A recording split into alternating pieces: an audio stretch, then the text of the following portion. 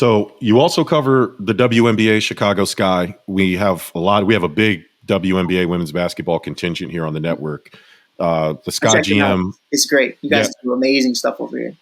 Man, shout out to Martin and Dwayne at Protect Our Queens. They do a really good job. And definitely shout out to them. They hold us down on that front. But Chicago Sky GM, Jeff Pagliocca. Am I saying that right? I don't know. Something like that. But basically, Jeff, Jeff P, what up? So he basically came out and said, yeah, our facilities aren't that great, but we're working on it. Not really a good definitive answer, but, 2021 Chicago Sky had like some magical, I wouldn't call it Cinderella, but kind of out of nowhere run to the WNBA title. Yeah. And then now it's like, you wouldn't even think that if you watched them today. They're probably a middle of a pack team.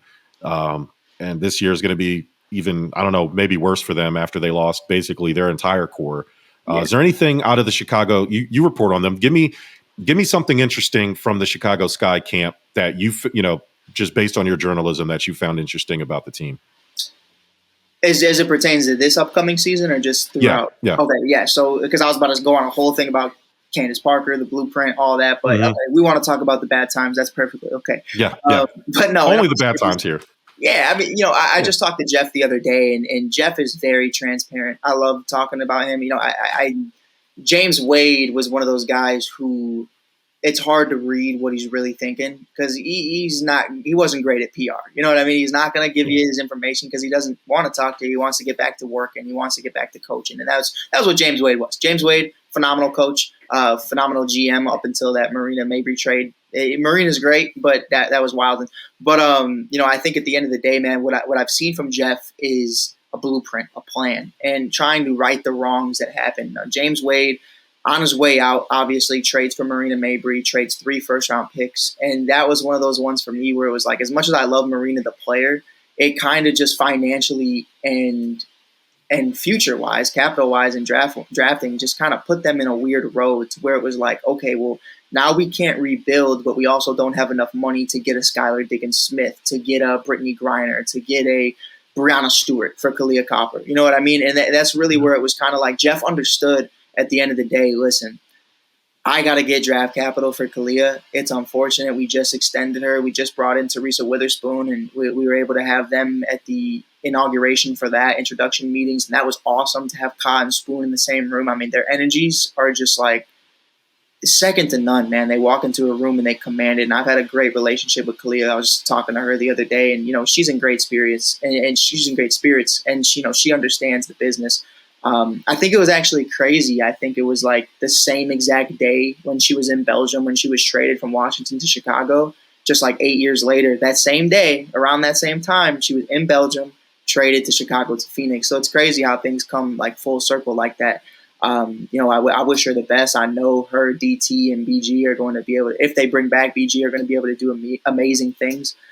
For the Sky, 2 top 10 picks. That's really where I'm at. And it's hard to answer your question when it comes to that because I don't know who's going to be there. Paige Beckers just said that she's returning for another season. Caitlin Clark hasn't declared. Angel Reese hasn't declared. So depending on how that works, Jeff told me the other day how many mock boards he has and how many drafts he has comparing to, okay, well, here's one where Caitlin's in the draft, but Angel isn't. Here's one where Angel is and Caitlin's not. Here's one where they're both in it. Here's one where they're both not. And it's like that's going to change the whole landscape. The Sky have the 3rd pick, and I think the 8th or 9th. I might be mixing that up with the Bears, but I know it's 8 or 9. And it's one of those things where it's like, we're just going to have to see who's here. Obviously, Rebecca Gardner just tore her Achilles, which absolutely devastated me because she was coming off a season-ending foot surgery that she had last year. So it's going to look different. Diamond's back. Dana's still here. I think Dana Evans is going to have a phenomenal season. Chaz Franklin and I just talked about that this morning. Also, shout out Chaz. Happy birthday, Chaz Franklin. He's been on Give Us a Shot Network. Yes, he has. Shout out to sir. him. Over at Team USA right now. Shout out to him. The man don't look a day over 25. Nope. But, I think this season's going to be very interesting with the 2 rookies that they bring in the top 5 or in the top 10. And with Marina, with Elizabeth, with everybody else they still have. I'm still excited to see Elizabeth Harrison. I know I haven't mentioned her yet, but that's just a given. You know what I mean? Izzy didn't play last year due to an injury. And I'm expecting huge numbers from her this year. So they're going to be a middle-of-the-pack team for sure. but I wouldn't call this a bottom 3 feeder team in the league right now. Yeah, so they have the 3rd and the 8th pick. They traded with Los Angeles for that 8th pick. So yeah, theoretically, yeah, they could take those.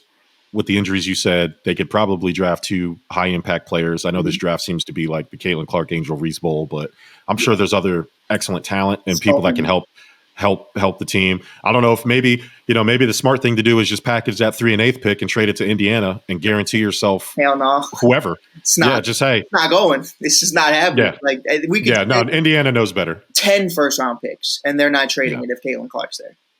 100%. Yeah, she's and especially now, and I think the questioning for Jeff was, hey, these players in the WNBA don't get a lot. They look at facilities in terms of destinations. That's not a problem for the NBA and the NFL and the NHL and things like that.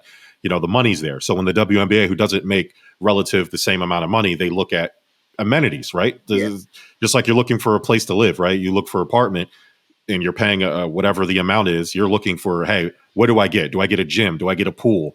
So when you're a player in the WNBA, hey, I got to have a good training facility. I have to have a good gym. I have to, things like that.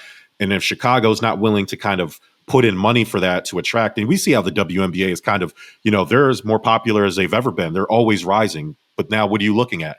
Connecticut. You look at the Sun, the Storm, the Liberty, the Aces, great amenities. They're forming these super teams because the teams are putting money into their facilities and they're attracting high-end free agents. So I think if Chicago wants to kind of take that next step, I think with those 2 picks, if you can get 2 players that could come in and make the Chicago Sky good and take them from kind of middle of the pack to kind of the top third of the league, you can kind of get more engagement and get more opportunity to kind of upgrade those facilities. Because if the team is winning, obviously dollars come behind that, and then now you can kind of improve from that standpoint.